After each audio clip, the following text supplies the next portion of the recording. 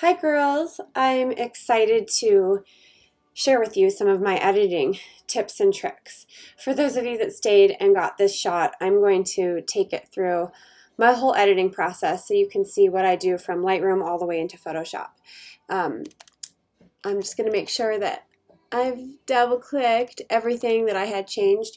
So what I do is I usually start with my crop tool, and I make sure that my horizon line is even, and I usually keep it at the 2/3 composition rule.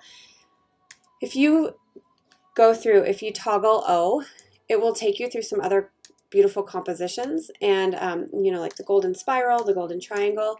For this one, I'm just going to keep it here, and it's just really important to make sure your horizon line is even. So I work my way from the top down. I'm going to start by just warming this up a little. I feel like my camera never gets my exposure quite as warm as I want it. I'm going to keep my tint here at +2, so my temperature is 6320. And before I get too much further, I'm just going to, I already did it, so I'll show you. I'm going to use a radial filter and just brighten my daughter up a little. So my feather is about 50, and I'm just going to bring up the exposure a tad.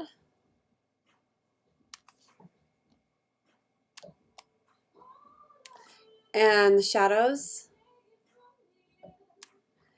And just the clarity a touch, so she pops. And I may just bring up the contrast a tad too. So you can come down here and toggle on and off to see how that looks. That looks good. So now I'm going to, let me bring my exposure on the whole thing. No, I like it moody. I'm going to keep my exposure right where it is and bring my shadows up a little. It looks like my blacks are being clipped right in here, and I'm okay with that because I usually try not to clip any blacks, but I'm okay with those parts of the rocks being fully black. I'm going to bring my highlights all the way down so that I have as much detail in the sky as I possibly can. And I always bring my clarity up a tad and the contrast on the whole image just up a little bit. And in harsh light, I often take the vibrance down, but on this one, since it was kind of flat light, I'm going to bring my vibrance up just a little bit to make it pop a tad more. I like images that are full of contrast. So I don't do anything with detail except my luminance. Sometimes I'll bring up the noise reduction just a little bit to make the whole thing a little softer. It helps soften skin tones. And then it looks like I had already put a vignette, so I'm going to just add a tiny vignette to this one. So this is all I would do in Lightroom, and this is a pretty typical workflow for me. I usually just use these sliders. I usually don't do too much with color in Lightroom. I save that for Photoshop. So I have this image open in Photoshop, and let me show you guys what I did here. I flipped my canvas. So images read just like books from the left to the right. And the way this image reads, how I took it, is it's all about sky and the sea, and then you kind of end with the subject and your eye lingers here. But if you flip it, you can go to image rotation, flip canvas horizontal. Now the image reads from my daughter looking out to the sea. And I think both work. You could argue both ways. I think for this one, I'm going to keep it her just looking out to sea because I want the impact to be on the sea. So the first thing I think I'll do is move distraction. So I'm going to use my spot healing brush tool, which the shortcut is J, and I'm just going to select some of these things that are just distracting my eye a little. You can also use a patch tool, just whatever works.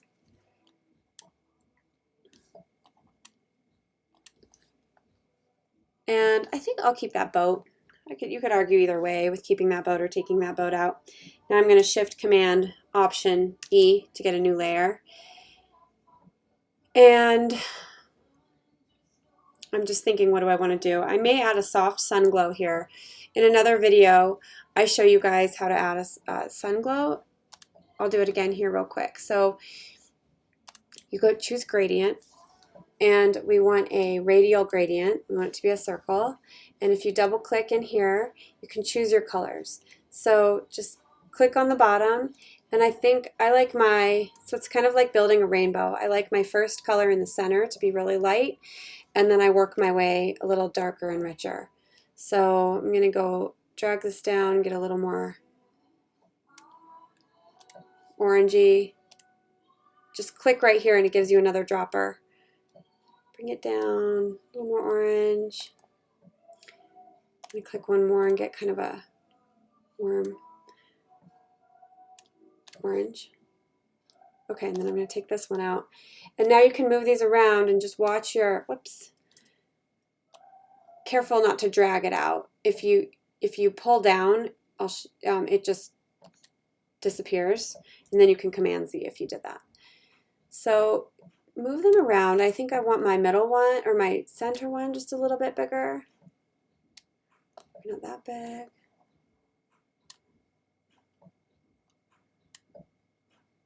And now I think I want a real orange, like a really warm one.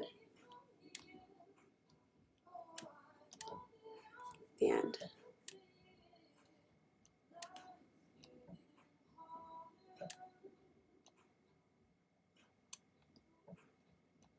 So I'm just watching this until I like it.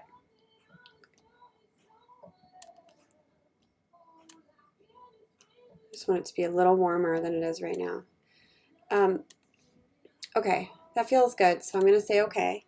And now you can change your size. I'm going to keep mine at 100. I like this.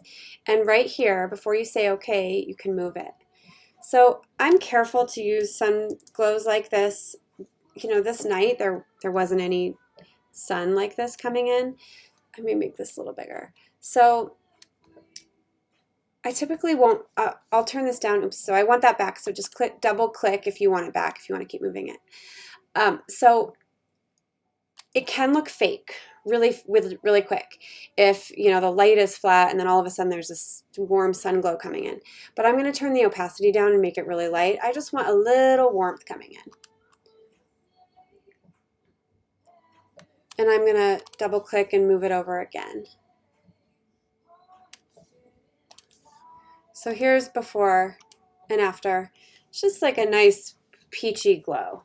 So I'm going to shift Command Option E again.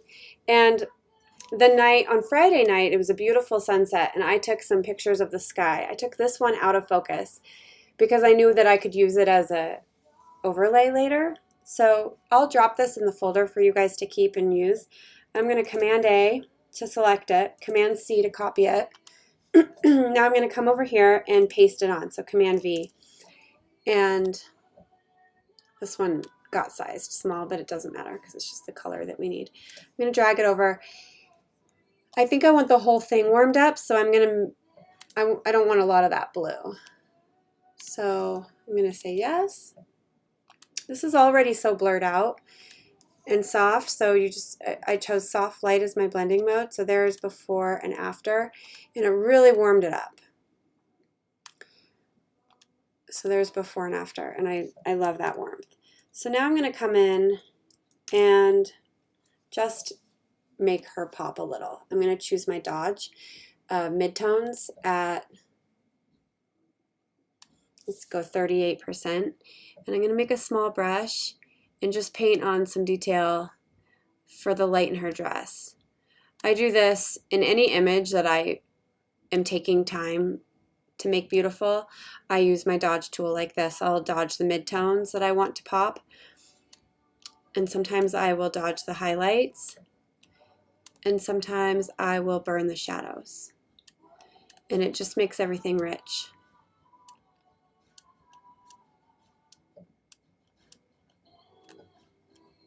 It makes everything feel three-dimensional. I'm going to come in a little closer. Just get some more detail in her flowers.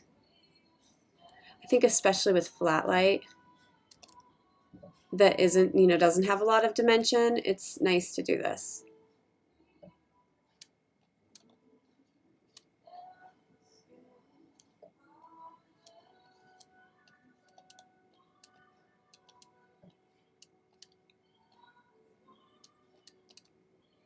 I get a little on her cheek there.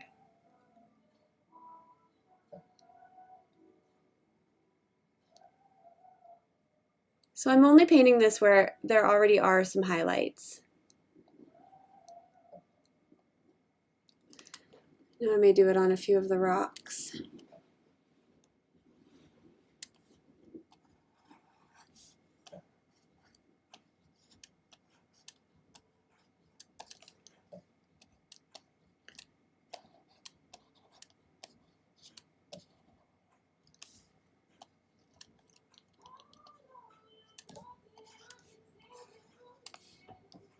Okay, and now I'm going to, since the waves are so kind of yellow from when I warm them up, I'm just going to come in and brighten the waves.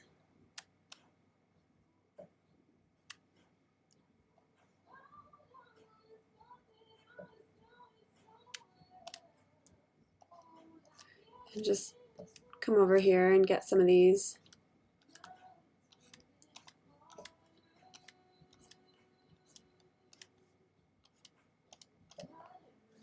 And then I'm going to come in and get some of the sky.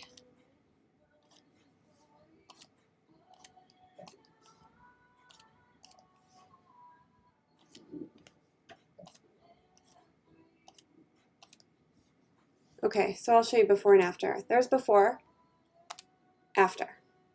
Everything really just pops. And now I'm going to keep my Dodge brush and select highlights, and I'll go all the way down to 2 or 3%, and I'm just going to paint all over her dress and all over the rocks, and any highlight is just going to pop a little bit.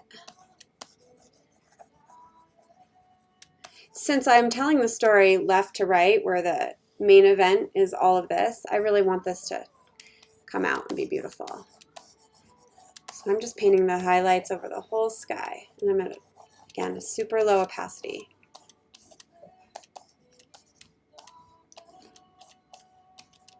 That's so pretty right in there. Okay. And this little spot on her cheek is distracting me, so I'm going to paint it off by making a mask.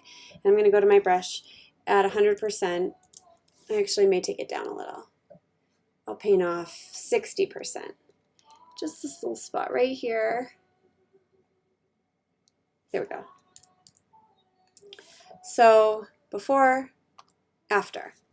This is really like a game-changing action, the dodge and burn, to make everything pop.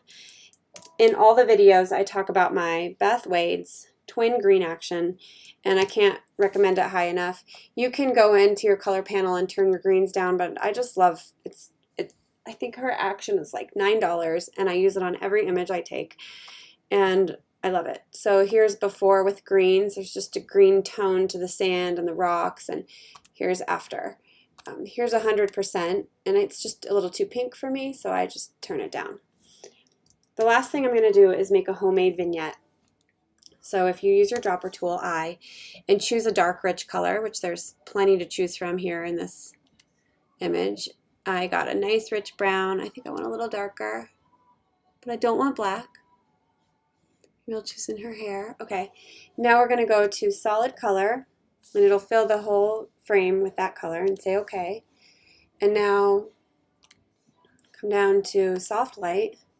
You can keep it normal too, but I'm going to go soft light for this. And then come over to your mask in G for gradient, and come over to a radial gradient. And we want it white to black because we don't want it in the middle, but we want it on the outsides because we're making a vignette. And just drag it from the middle out to the edge. So here's before and after. Now I want to paint it off the sky. So I'm going to use a black brush at 100% opacity.